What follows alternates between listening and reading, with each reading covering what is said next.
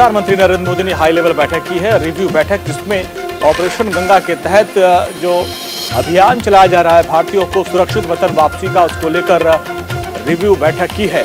वहीं यूक्रेन के माइकोलिव में स्थानीय लोगों को रूसी सैन्य वाहन मिले। स्थानीय लोगों ने रूसी सैन्य वाहनों का प्रतिकार किया, आपके हवाले कर दिया। ये वीडियो भी सामने आया।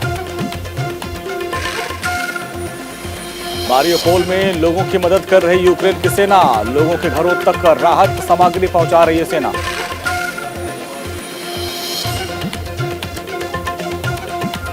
अख्तयाका में रूस ने गिराया बम, थर्मल पावर प्लांट पर गिराया गया है बम, चारों तरफ धुएं का गुबार।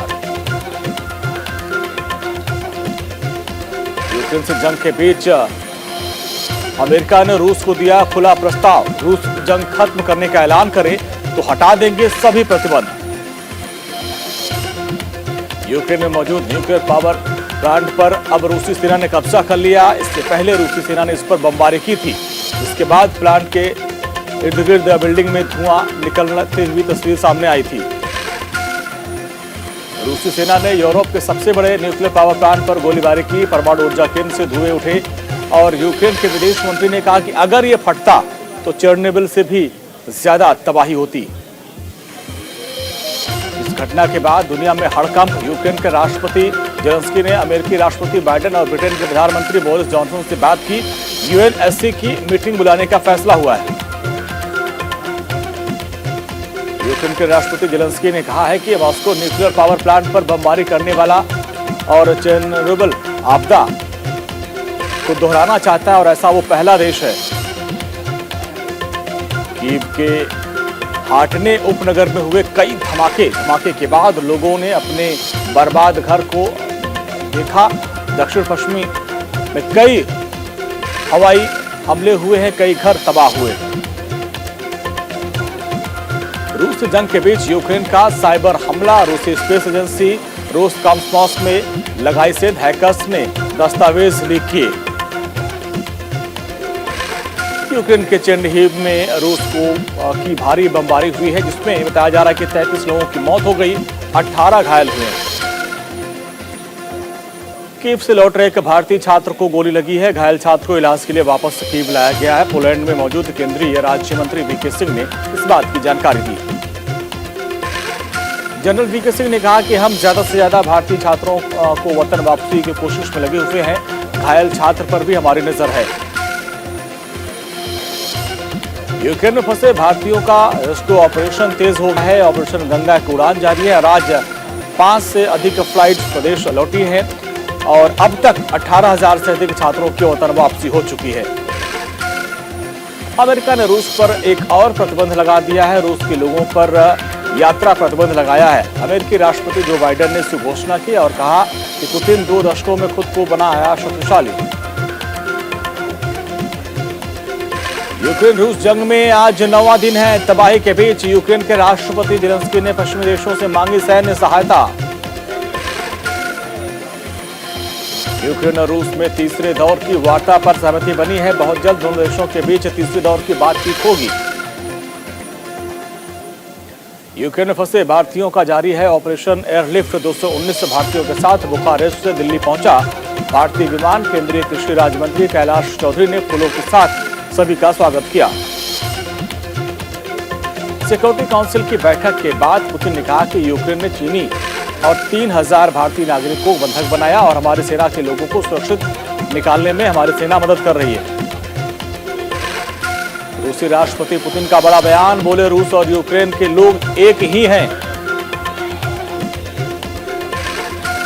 यूक्रेन पर हमले के बीच रूसी राष्ट्रपति पुतिन का आरोप था यूक्रेन सिविलियंस को बंधक बनाकर ह्यूमन शील्ड की तरह इस्तेमाल कर रहा है।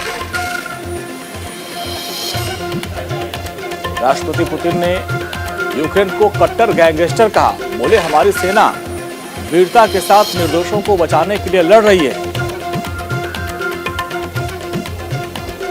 यूक्रेन के राष्ट्रपति जेलेंस्की की नाटो से अपील, बोले अगर आप यूक्रेन के आसमान को नो फ्लाइंग जोन नहीं बना सकते तो हमें फाइटर प्लेन दे दीजिए। रूस के हमले के बाद जेलेंस्की ने कहा कि अगर हम ना बचे तो लातविया, लिथुआनिया और एस्टोनिया होगा पुतिन का अगला निशाना। यूक्रेन के राष्ट्रपति जेलेंस्की ने कहा है कि हम पुतिन से चाहते हैं सीधी बातचीत, युद्ध रोकने का यही एकमात्र तरीका बचा है। रूसी राष्ट्रपति पुतिन और फ्रांस के राष्ट्रपति के बीच बातचीत हुई। पुतिन ने कहा रूसी सेना अपना लक्ष्य यूक्रेन में पूरा करके ही मानेगी। पुतिन ने मैक्रो से दो टूक कहा कि नुकसान के बावजूद यूक्रेन पर हमले बंद करने का फिलहाल कोई इरादा नहीं है।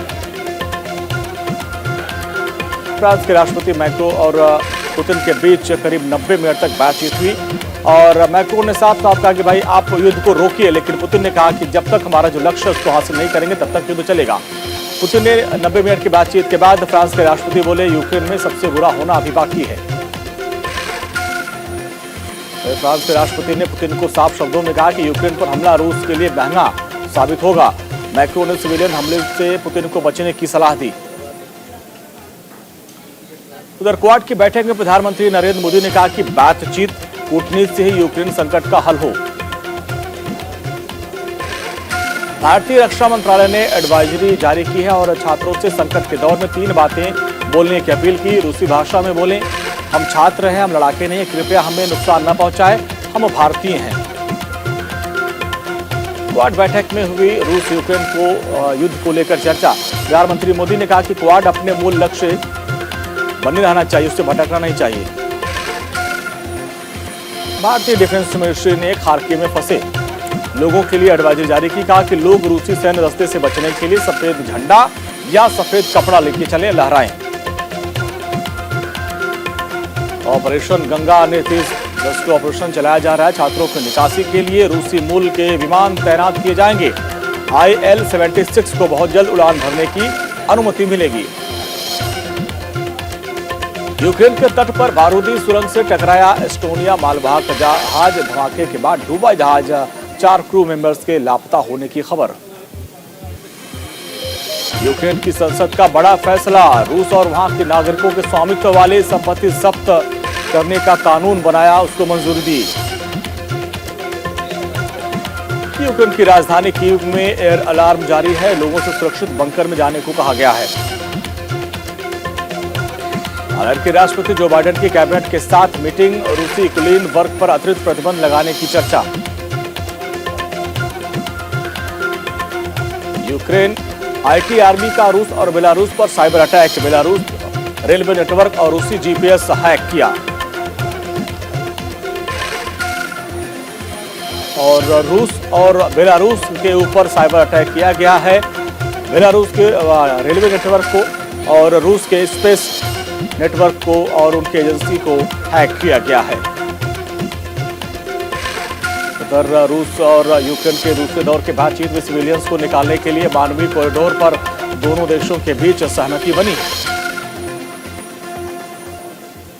रूसी हमले में यूक्रेन के चेर्निहिव में भारी तबाही, भारी नुकसान। यूक्रेन के अधिकारी ने माना कि हमले में 22 लोगों की मौत भी हुई है। अमेरिका ने खैरसन पर रूसी कब्जे पर पहली बार प्रतिक्रिया दी। कहा रूस ने जल्दबाजी में कब्जे का दावा किया है। अमेरिका ने पुतिन के मीडिया सचिव के साथ रूसी कुलीन वर्गों को निशाना बनाने के बाद अब वीजा पर भी प्रतिबंध लगा दिया। एक के बाद एक प्रतिबंध अमेरिका की तरफ से रूसी नागरिकों पर लगाया जा रहा है। अब वीजा पर भी प्रतिबंध लगा दिया गया, यानी यात्रा पर प्रतिबंध है और वीजा को भी रोक दिया गया है।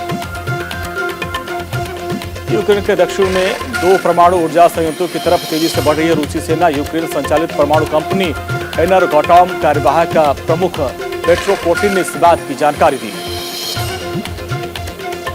बेरोजगार हुए लोगों के लिए जेलेंस्की का बड़ा ऐलान। रूसी हमलों की वजह से नौकरी गंवाने वालों को मिलेगा भत्ता।